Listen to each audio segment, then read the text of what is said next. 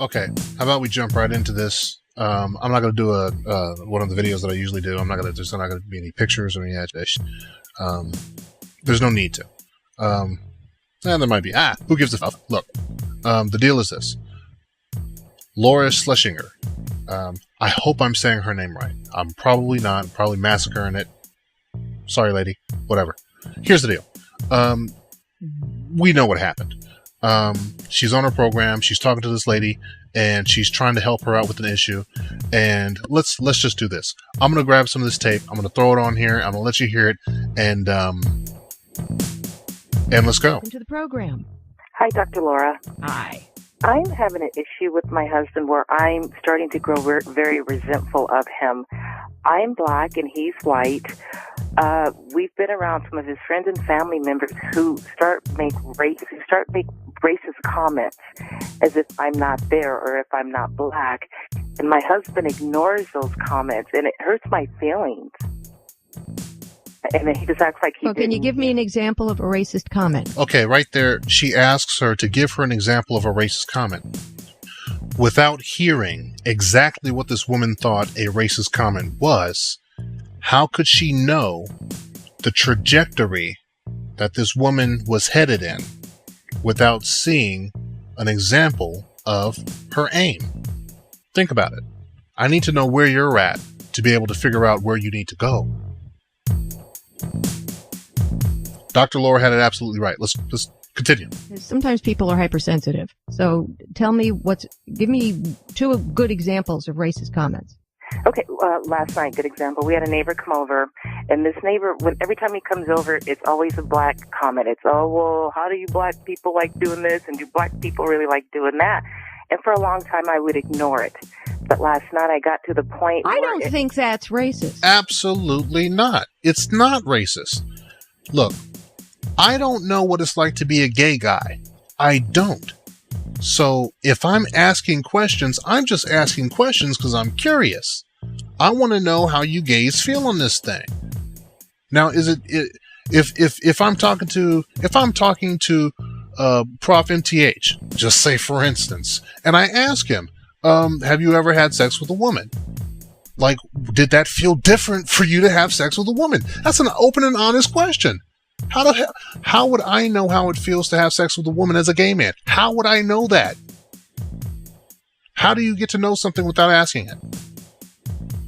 There's this idea out there that there's like taboo subjects. If you have a taboo subject, if you, the listener, if you have a taboo subject, don't talk to me. Don't talk to me.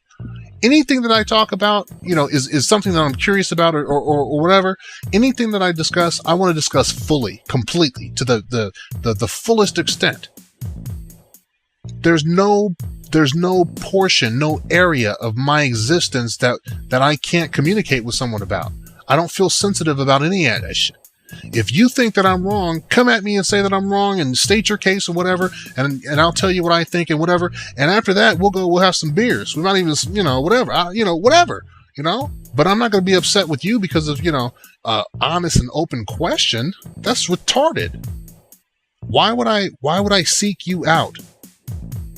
Why would I go to a place that I know is going to be sensitive, just too sensitive for me to handle? With someone whose job is to touch that button. Why would I go there with somebody like that? What a idiot. Well, the stereotype. I don't think that's racist. No, I think that, no. I think that's, well, listen, without giving much thought, a lot of blacks voted for Obama simply because he was half black. Didn't matter what he was going to do in office. It was a black thing. You got to know that. That's not a surprise. Not everything that somebody says. We had friends over the other day. Got about 35 people here. The guys who were going to start playing basketball. I was going to go out and play basketball. My bodyguard and my dear friend is a black man. And I said, white men can't jump. I want you on my team. That was racist? That was funny. How about the N-word, though? The N-word's been thrown around. Black guys use it all the time. Turn on HBO, listen to a black comic, and all you hear is nigger, nigger, nigger. Boom. Nigger, nigger, nigger. I just said it too. Now what? Does that make me racist? You know, I've snuck that into many of my other videos. That question. Does that make me racist? I think one of the... and I'm laughing about it because I think this is funny. For me to ask that question, there's an awareness that I have of the situation. Is it because I've got different stuff in me? Is it because I'm mixed? Is that why? Do other mixed people feel the same way where they're looking at a situation and they're saying, you know, Mexicans call themselves beaners, blah, blah, blah, blah, blah. I mean, do other people see this the way that I do because they're mixed? There's a problem out here in America. We have gotten ourselves away from the idea of a melting pot. We are not a melting pot. It's not a melting pot. I am this over here and I'm in my little group and I happen to be in America. So I've got this bubble over here. You're over there and you happen to be in that group over there and there's a bubble over there. There's all these different bubbles. That's what America is. If we are to ever achieve the dream that supposedly made so much sense and that inspired so many millions of people back in the day, we have to be a melting pot. That's going to take open discussion and dialogue. That's a back and forth thing. That's an argument thing sometimes. Sometimes it's an argument. There needs to be a dialogue. The dialogue is not happening. And I'll tell you one of the reasons. White people have to walk on eggshells when discussing race. I have never felt any type of anything when talking about race, but I can see the sweat beads on the face of whatever white person that I'm talking to when we start discussing race. No one wants to be put in uncomfortable positions. This topic is uncomfortable to begin with, from beginning to ending. It's uncomfortable. So to heap on top of that some type of historical guilt, nobody wants to have that type of discussion. I know for a certainty there is no possibility of someone being a racist if they are willing to talk about racial matters, if they're willing to discuss the matters reasonably and logically. Racism is not reasonable nor logical. There's no reason to it, and there is no ability to reason with it. I doubt she will ever hear this coming from my mouth. But if she allows this to stop her from pursuing what she wants to pursue, then she might as well have been thrown in a fucking gas chamber. You feel me? Now, is that racist? Well, it depends how it's said. Is it okay to say that word? Is it ever okay to say that word? It depends how it's said. Black guys talking to each other seem to think it's okay. But you're not black. They're not black. I see. So a word is restricted to race. Know this. Got it. If you ever listen to a Fat Joe album, I don't know if any of you guys are even into rap or whatever, but if you ever listen to a Fat Joe album, you'll notice a few things. Fat Joe says the word nigga a lot. He is happy about that word. He loves that word. Nigga, nigga, nigga. He loves the word. Fat Joe is not black. Why does Fat Joe get that pass? Think about why. Because he's in a certain area. He comes from a certain area, and the people in that area identify blah, blah, blah, blah, blah. You see how it works? So understand where I'm at as a youth. I came up around all kinds of people. In our urban city, all kinds of people. I had an Indian friend. Indian. You know what we called him? Nigga. I had a Japanese friend. You know what we called her? Nigga. Right now, my phone could ring. And when I pick up my phone and give my telltale reply, to my reply, they will say, my nigga.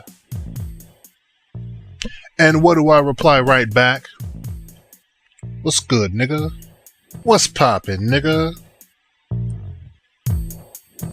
If the only people you call nigga or nigger are black, there's a good chance of you being a racist. If the only people I call bitch are female, there's a good chance of me being sexist. If the only people I call faggot are homosexual, there's a good chance of me being homophobic. We aren't too far from figuring this out. But to do that, to unknot this thing, it's going to take communication. It's going to take talking about issues that some people just don't want to talk about. But you know what? F them. They're going to hold us back. And I'm just throwing this out there because I know that Dr. Laura is a conservative Republican, bullshit artist. That doesn't have a goddamn thing to do with this at all. Regressive, conservatard, I don't give a shit. It doesn't matter. This is my America. If this is your America and you want to do something about the shit like that's going wrong in this place, then you need to identify yourself as American.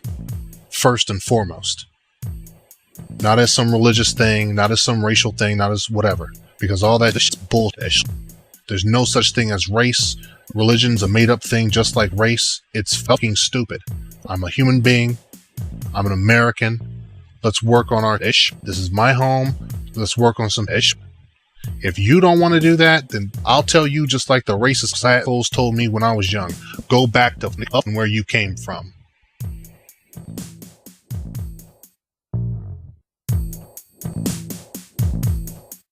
Like we can't discuss anything without saying there's isms.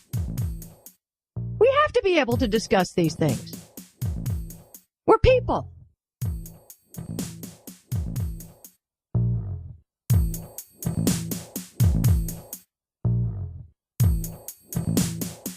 Goodness gracious me.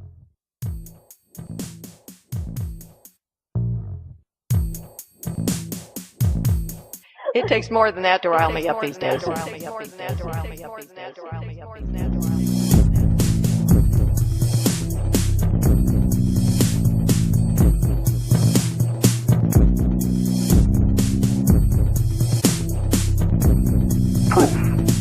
evidence, and reasonable logic.